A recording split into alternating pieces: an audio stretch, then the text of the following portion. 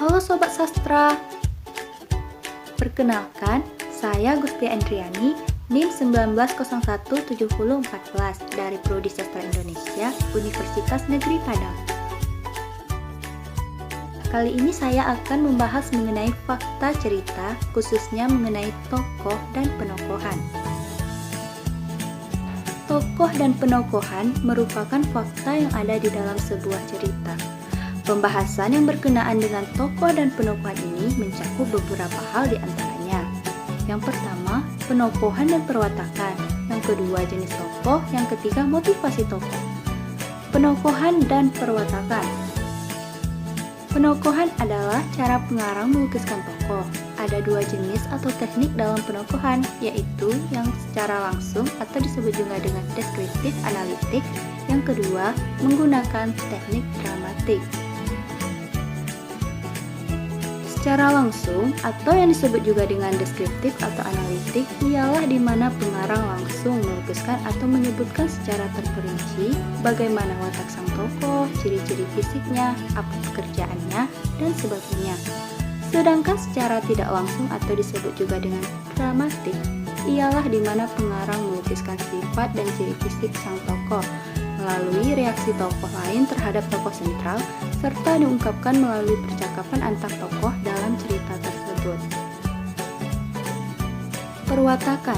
Perwatakan merupakan cara pengarang menggambarkan watak si tokoh dengan menggunakan beberapa metode. Yang pertama, metode langsung.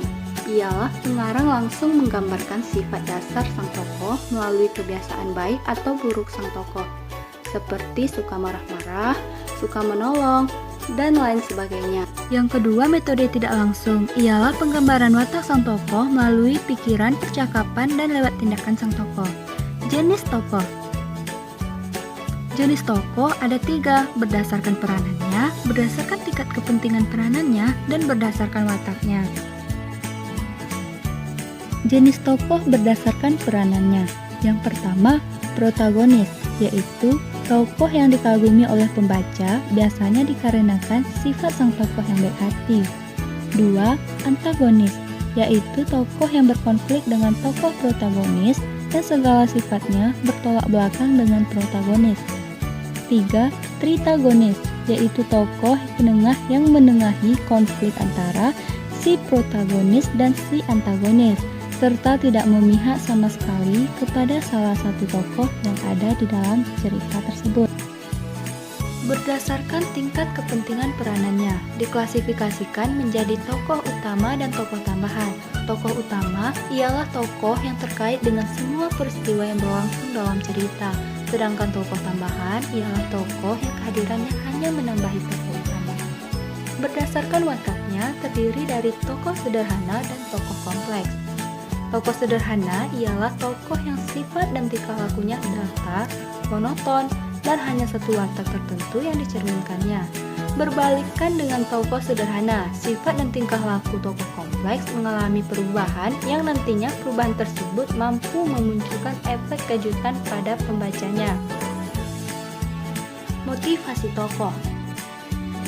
Dalam cerita, tokoh pasti melakukan tindakan tertentu yang didasari oleh sebuah alasan tertentu pula. Alasan tersebutlah yang dinamakan dengan motivasi. Motivasi tokoh dibedakan menjadi 2 jenis, yaitu motivasi spesifik dan motivasi dasar.